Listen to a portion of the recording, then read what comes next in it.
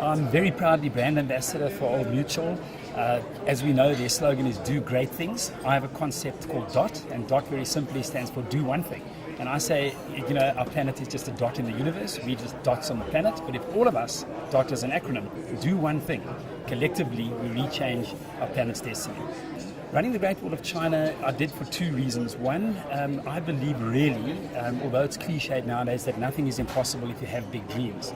And when Professor Tim Moak said to me, it's physically impossible, it cannot be done. You cannot run just under 100 marathons a day over some of the most arduous terrain on the planet. It's just not possible. So of course that was a gauntlet to me. So I did it, but the reason I believe I accomplished it is because of the purpose beyond ego.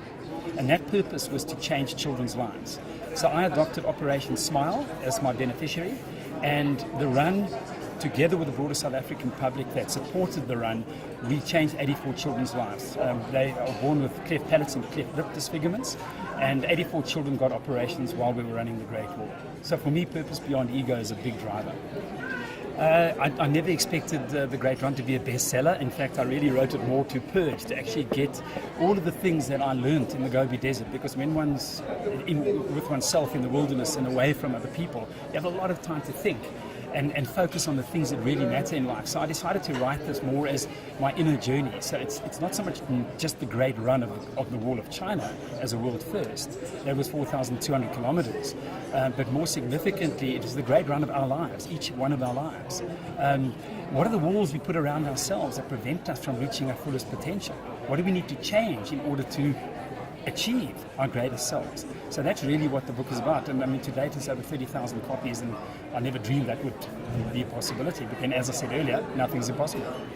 Well, after Piet van Ketz and myself did the centenary race to the South Pole in 2011, 2012, Piet and I on the high plateau of Antarctica decided, what can we do to change the world? In other words, how can we become catalysts or change agents to get everyone to do one thing toward a sustainable future? Because whilst we speak about success and money, it means for nothing if we don't have a sustainable planet. It's our only home. So to that end, at the end of 2016, Pete and I commenced on a world first circumnavigating the Tropic of Capricorn. It's 38,000 kilometers. We're going to be away from home for 16 months, zero carbon emissions. So we'll be rowing the Atlantic Ocean through the Amazon, over the Andes, sailing the Atlantic across Australia and so on, 38,000 kilometers, zero carbon emissions. But more significantly, we have an app called the DOT app. So people must look out for the DOT app, which will be launched in about June, July. It's a free download, and it's like a Facebook for the planet.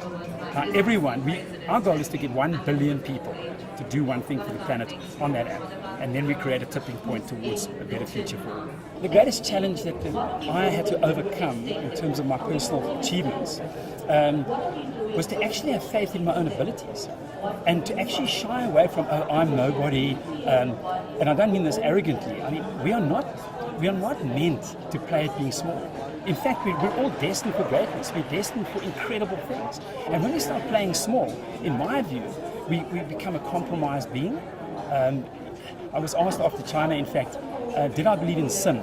And I didn't answer from a religious bias, with all respect, but I simply said, if there is such a thing as sin, it's living a compromised existence. You know, there's this amazing definition on the word hell.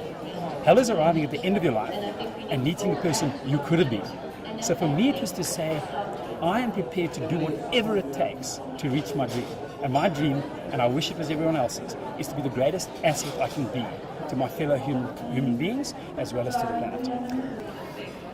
To stay healthy and be in top form, exercise regularly. There's no substitute, no pain, no gain. I mean, I travel extensively, but I do push-ups every second night in a hotel room, as many as I possibly can. I rest for 30 seconds max, and I see how many I can push again. I use the foot of my bed for my ankles and the chair for my arms, and I do dips. And it's just finding 5-10 minutes in a day.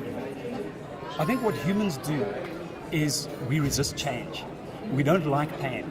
And physical exercise is sometimes painful, even finding the time. So we play games with our own heads, and we say, well, I'll start tomorrow. There's no tomorrow. There's only now.